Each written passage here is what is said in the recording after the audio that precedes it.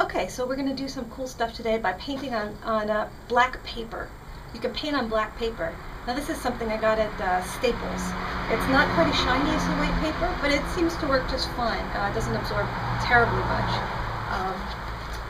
And I did this in painting that I'm going to do on top of that black paper. And we're going to learn how to do this and how to work with the dark underneath, which is totally cool.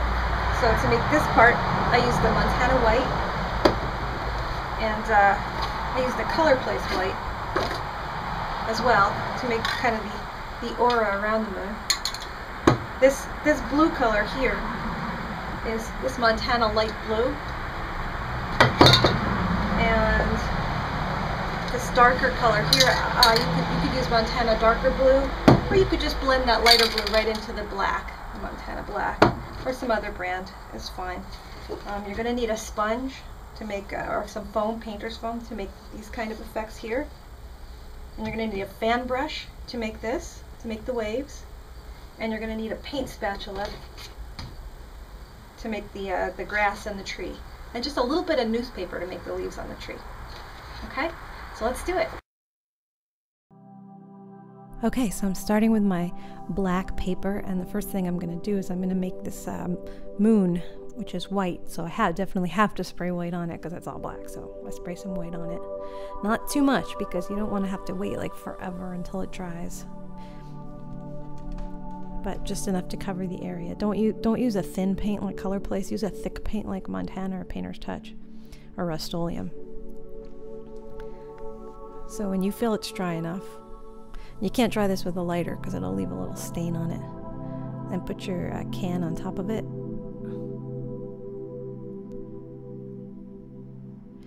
And I'm going to put a little black underpainting in the areas where I want the sky to be darkest, and also where I'm going to, and also in the reflection in the water, and also where I'm going to use my foam to create a little bit of a land effect underneath the moon. So now I'm going to make my sky. So I've got a kind of a medium blue color, so I'm just going to spray it all over the sky. And I'm going to spray it on top of that black, and then I'm going to spray it in the area where the water is. Again, everything in the water below the moon has got to reflect what's above the moon in the sky. And that's a little bit of Color Place blue. I'm using that just to blend that light blue into the dark blue. So it's a very gradual progression. Now I'm going to use a little bit of Color Place white around my moon, and that's going to create a nice glow. And a little bit on the water as well. There we go.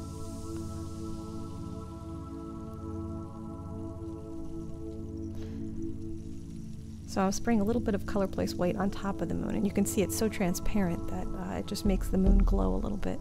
And what's cool about the black paper is there's a little black outline of the moon because of where the can was. So now I'm using my foam, and since I've got black underneath the blue, and it's still pretty wet, all I have to do is just rub on it with my foam, and I create kind of a very soft, mountainous effect.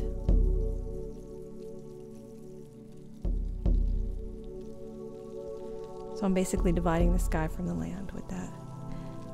And then with my fingers, I can make it look very watery just by rubbing my fingers back and forth a little bit over that. And I give it a little bit of a watery effect. That easy. If it's dried out on you, use a little transparent, not a problem. And I'm going to make some waves now. And I begin with little small ones with my fan brush. And I get bigger as I go. Now the paper itself is black, and there's a little bits of black underneath the paint as well. So when I use my fan brush without anything on it, I'm going to get a little bit darker effect. And you can see how it begins to look like waves if you start with small thin ones, and you get bigger as you get closer. And then if you want to just put a little highlight on the top of each wave, it looks even better. It's the reflection of the moonlight on the top of each wave. You can do that with a fan brush, or you can do that with your finger if you want. If you've got a fingernail, it's a lot easier. So So just paint the top of each wave with a little bit of white, especially where the moon is and, you know, sort of in line with the moon. And just like a minute, like under a minute, we have a scene with waves and a moon. It's just like amazing. This technique is so cool. And we're gonna teach you even more at spraypaintartsecrets.com. This is just the very basic stuff, but we're gonna do some really cool detailed stuff there. So for members. So I'm putting a little transparent there, and I'm gonna create a little bit more of land with my foam just by rubbing it. And I can create kind of like rocks. I could use sliding newspaper techniques to do this as well. You can see my sliding newspaper techniques video. That's another way to do it. But I'm just showing you some different techniques that are available to you.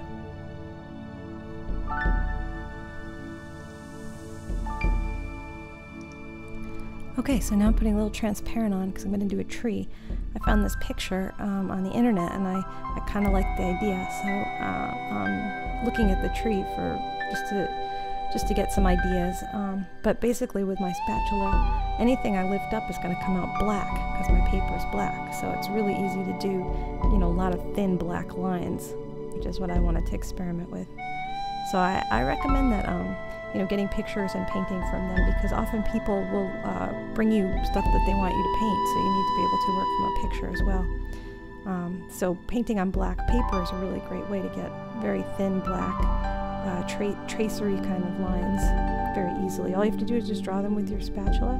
You can get lots of intricate black little lines like a tree silhouette. So really good for painting things at night.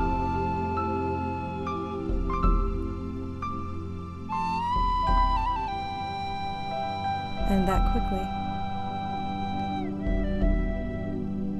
Now I want to make some of the leaves, so I got a little bit of newspaper, and I'll just, you know, press it to my paper here and there.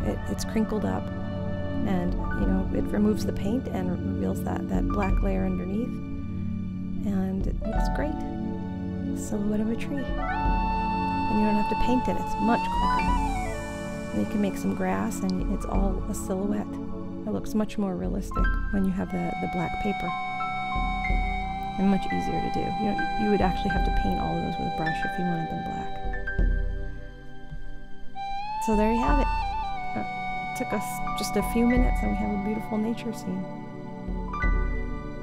So go try it yourself and tell me how it works out, and check out spraypaintartsecrets.com and become a member and learn the really cool stuff. Thanks. See you later. Bye.